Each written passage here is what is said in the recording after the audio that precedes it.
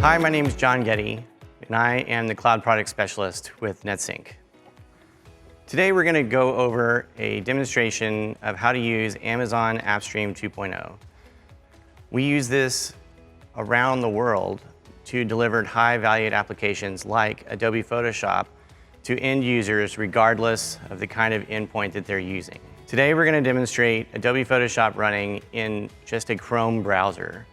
We don't have anything special running, and I'm going to show you how it's integrated into the authentication workflow and how your students might be able to access that so that they don't have to learn anything new to use more advanced things on lower end and lower performance devices like Chromebooks, even Linux devices, Apple machines that don't support Windows-based software.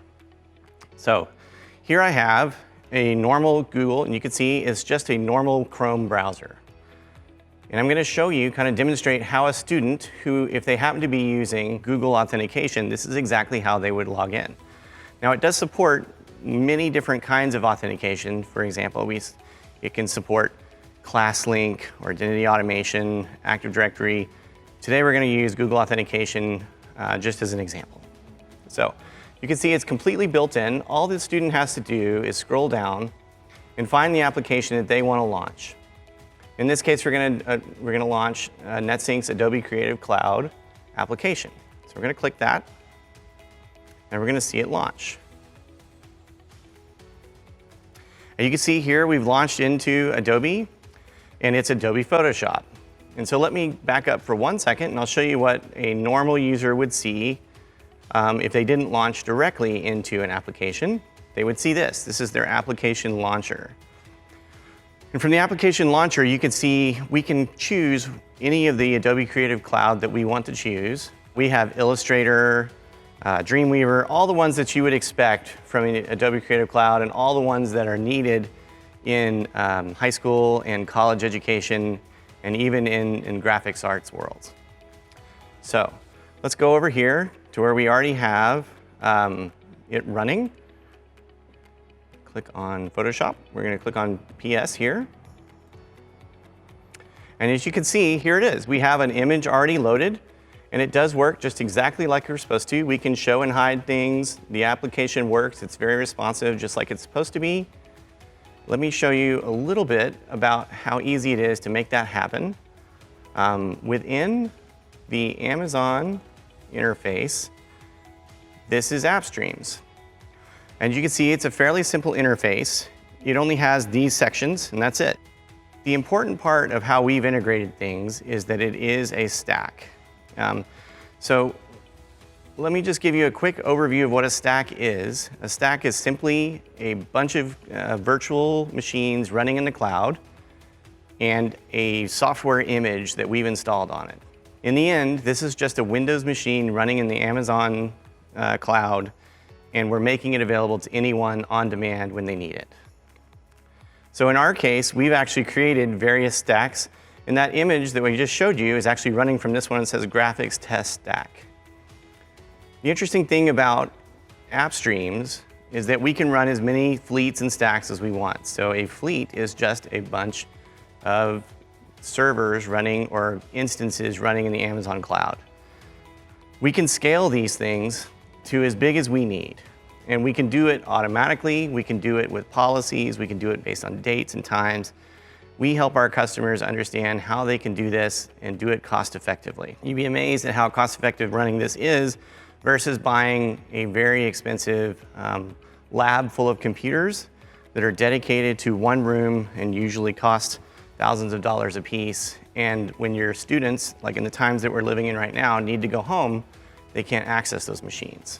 And what we want is for your students to be able to continue their education using the curriculum and the software that they need to do their classes from anywhere in the world. And that's exactly what people do today. So it's quite simple. All we have to do is define how many students we need or how many images we want running at the same time, and that's called a fleet. And then we define an image. As you can see here, we have lots of them. We actually have 56 different images ready. One of the things that we do for our customers is we maintain an image catalog. So we want to remove the barrier that exists for people having to learn how to create images. And so what we do is we work with school districts all over the country, and we know what applications they need. Now, if you have a different one that we don't have, we'd like to know about it because we'd like to create that and maintain it for you. But in general, we have lots of high schools and colleges coming to us asking for about the same 12, 13, 14 applications over and over and over. And Adobe Creative Cloud, along with Autodesk, are the two most popular ones. And so in this case, we actually maintain a monthly version of the Adobe Creative Cloud software suite. And we do that for you because you're our customer. It doesn't cost you anything, and we actually can work with you to create what we call a blue-green deployment. And so essentially, you will be able to always be using the most recent version of Adobe Creative Cloud or whatever software it is that's important to you, and we can tell you how to roll those images into your production environment. So we do have a few other options that are probably not necessary. Here we have, it's called a user pool. All of our enterprise customers usually have an authentication mechanism like Active Directory or Google or ClassLink. So we integrate directly with those. What we'd like is for your users to see the same workflow for logging in as they see for any other application they're using. This is exactly where if you are using Active Directory, this is where we configure Active Directory, so we can integrate directly with Active Directory if we need to. And then what I think is the most important part is we teach you how to use your reporting.